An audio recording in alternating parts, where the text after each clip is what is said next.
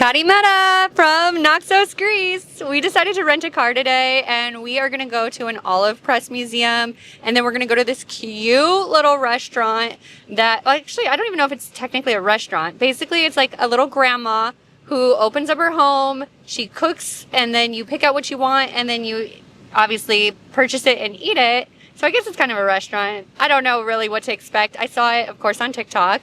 And we are so excited to get some authentic Greek cuisine, learn how olive oil is made, explore. We've got the rental car. Matthew's over here driving.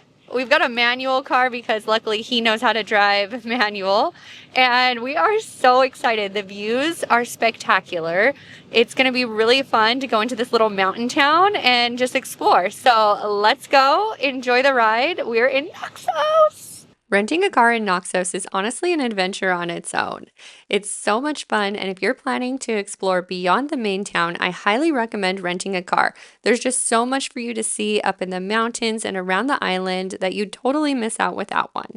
Driving in Naxos feels a little bit different than driving back home. The roads are narrow, twisty, and sometimes only wide enough for one car, even though they're technically two-way roads. You'll definitely want to take your time, especially around the sharp mountain turns, but honestly, it's such an experience and it's so much fun once you get used to it. The views are absolutely unreal. Every turn was picture perfect postcard views, the sea or little whitewashed villages tucked into the hills, passing through olive trees, goats hanging out on the side of the road, locals waving as you go by. It feels like you're going through a painting. Our first stop was the Eggares Olive Press Museum. It's a family-run spot that's been producing olive oil for generations. It's one of the oldest olive mills on the island and it's completely free to visit. They do tours and tastings. You'll walk through the traditional olive oil process from pressing to tasting, and it's so cool seeing how it was all done by hand. The skin, the shell, and the seed. The seed will be very important because when it's crushing, it's going to releasing us 30% of olive oil. So we need to close it because now what we're going to do is to squeeze the bag. Just one thing about our bags, at that time we were making with goat hair. It's strange, I know. And the best part, you get to try everything. They gave us samples from their different olive oils. Each one has its own flavor and story. Some were super rich and smooth. Others had a bold, peppery kick that really hit you in the back of the throat. And they say that's how you know it's good because it should make you cough a little if you have a good olive oil. The kind of kick that just like really brings it on. They also let you taste the fresh picked olives and you can really taste the difference compared to the ones you get at the store. And they gave us the whole process on how you make olives edible. And then there's this yummy, delicious olive oil cake. Oh my gosh, it's so soft, slightly sweet, and has a light, crusty flavor that just melts in your mouth. My kids loved it. Honestly, the cake alone is worth the visit. I could have eaten the entire thing myself. This was the coolest experience ever, learning about olive oil and how it was made throughout the years. I highly recommend this. I cannot believe it's free. There's samples, tastings, and the people that run it are so nice. It's been passed down generation to generation, and I am so glad we came to experience this. I highly recommend it. Up next, we stopped at Stella's Taverna, which is just a short walk from the olive press, and this place is a true hidden gem. Stella is this sweet grandma who welcomes you into her kitchen, shows you all of the delicious, authentic food she's been cooking all day, and just asks you what you want, and she'll make you a plate and serve you just like your family. There was this rich beef and eggplant dish that was so good. My kids loved what she called the feta spinach pizza. It was out of this world. Every bite was fresh, a homemade flavor. You could really taste the love that went into it. And of course, we couldn't resist the dessert that she just brought over to our table. But one of the best parts about coming to Stella's Taverna is you feel like family. Her granddaughter was there, whose name was also Stella. My kids just loved it. We felt as if we just were welcomed into her home. She had been waiting for us with this delicious, yummy food, invited us into her kitchen, showed us all of the delicious food, and we got to choose what we wanted. Of course, we got a little bit of a sample of everything that she had to offer that day, and everything was so good. We left feeling cozy, welcomed, and with a full heart and a full belly. This was a traditional Greek meal and it was so good. If you ever have the chance, make sure you stop here. It's one of those meals that you'll remember forever, and it's going to be one of your favorites from Naxos. I just know it because it doesn't disappoint.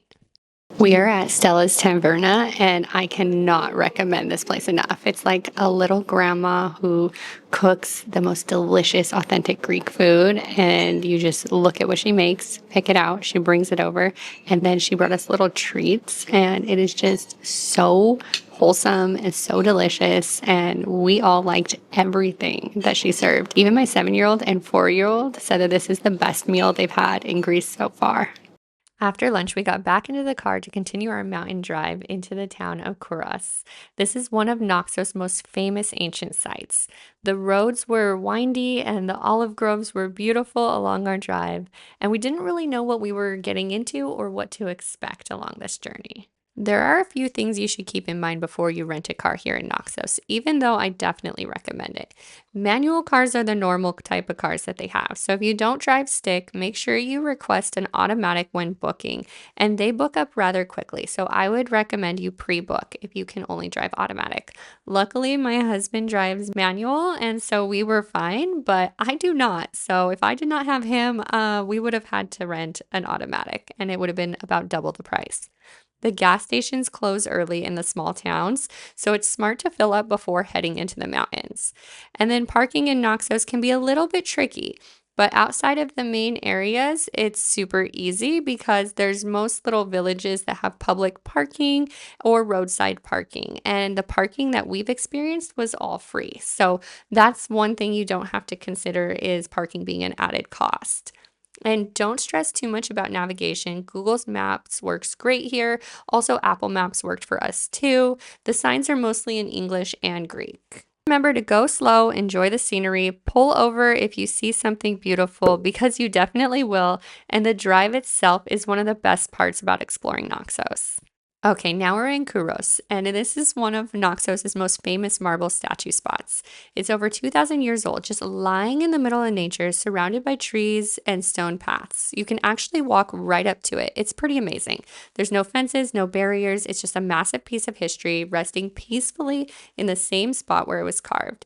The statue was never finished. Historians believe it cracked when they were carving it, and the sculptors just left it there. It's made from the most beautiful marble that you'll ever see, the same marble that was used in temples and statues all across Greece. And when you're next to it, you can really see how detailed and precise their work was. After we enjoyed the marble statues, we enjoyed some of the churches. They are just absolutely stunning and so beautiful on the hilltops.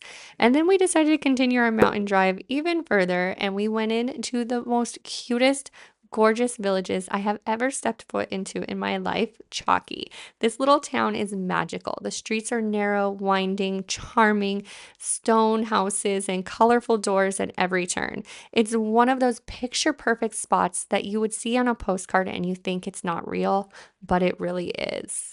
When we were wandering through Chalki, soaking up the most peaceful atmosphere, exploring some of the local shops, we had heard about this delicious dessert that we wanted to try so badly. But unfortunately, we arrived a bit late and most of the shops were closing. It was about 5 p.m. when we were there, so I highly recommend you get there earlier because we were so disappointed we didn't get to try it. We literally checked every single shop to see if they still had it or if they were going to be open, and none of them were going to be serving it because they either sold out or they were closing up right as we got there. It truly is a small town. All small towns tend to close up early. So we decided that we needed to head back down so that we could get in before dark, and we ate dinner at the port. We got some yummy food and enjoyed the most beautiful sunset. Even though there was quite a bit of clouds this evening, the sunsets in Greece are just absolutely amazing. I hope you guys enjoyed this video, and if you're going to Naxos, I highly recommend you spend a day like this because it was one of our most memorable days. So we're a full-time travel family sharing all of our tips, tricks, and experiences along the way. I hope you subscribe to our channel, hit the bell for notifications so you don't miss any of my videos. Thank you guys so much for watching, and I will see you in the next one. We are off to Paros to enjoy another Greek island, and we are so excited to share that with you. Bye!